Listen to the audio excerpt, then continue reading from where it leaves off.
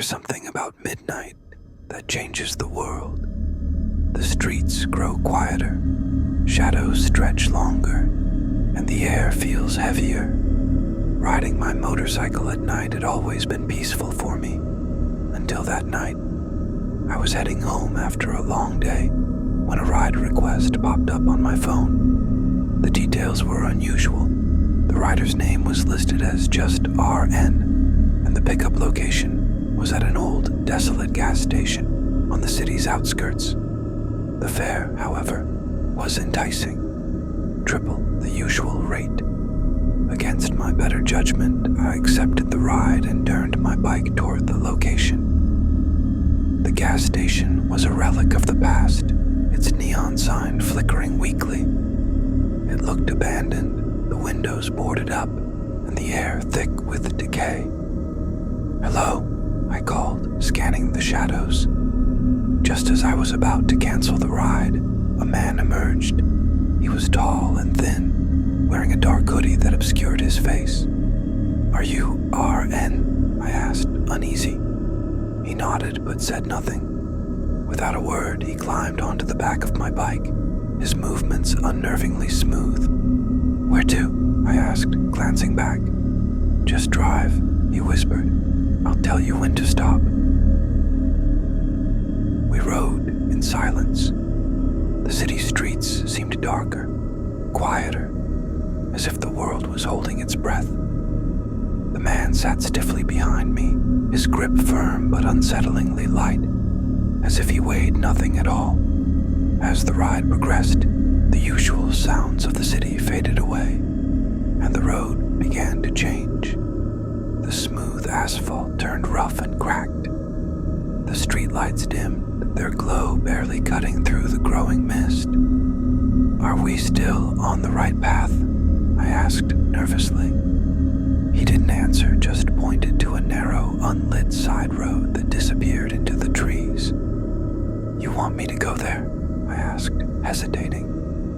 "Yes," he said, his tone leaving no room for argument. The road wound through dense forest, the trees closing in on either side. The air grew colder, and a thick fog crept across the ground, swallowing the path ahead. My headlights barely pierced the mist, casting eerie shadows that seemed to move on their own. The man didn't speak, but his presence felt heavier, oppressive. I couldn't shake the feeling that I was being watched, not just by him, but by the forest itself. "Where are we going?" I finally asked, my voice trembling. "We're almost there," he replied, his voice void of emotion. The path led to a clearing, a perfect circle surrounded by towering trees. In the center stood an ancient well, its stone walls covered in moss and vines. "Stop here," the man said. I killed the engine and got off the bike, the silence pressing down on me like a weight. The man walked toward the well with unnerving stillness, his hood still obscuring his face. "Is this your destination?" I asked hesitantly. He didn't answer. Instead, he stood at the edge of the well, staring into its depths. The mist seemed to coil around him, drawn toward the well like a magnet. "You should leave," he said suddenly, his voice cutting through the silence. "What do you mean?" I asked, backing away slightly. He turned to face me, and his hood fell back. My blood ran cold. His face was blank, a featureless void where eyes, nose, and mouth should have been. I stumbled back, my heart pounding. "What the hell are you?" I demanded, my voice barely a whisper. He tilted his head as if considering the question. "A traveler," he said, "and so are you now." Before I could respond, the mist surged forward, enveloping the clearing.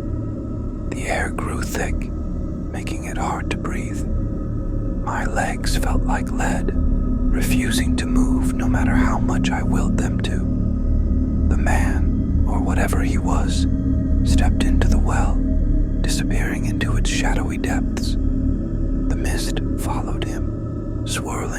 darkness until both were gone. When I came to, I was lying on the side of a familiar road. My bike was parked neatly beside me, as if nothing had happened. The sun was rising, its warm light chasing away the remnants of the night. I checked my phone, but the ride request was gone, like it had never existed. Yet my account showed the fare was paid, triple the usual rate, just as promised. As I brushed myself off, I noticed my jacket. A layer of moss clung to the fabric, damp and reeking of decay. I never took another midnight fare again.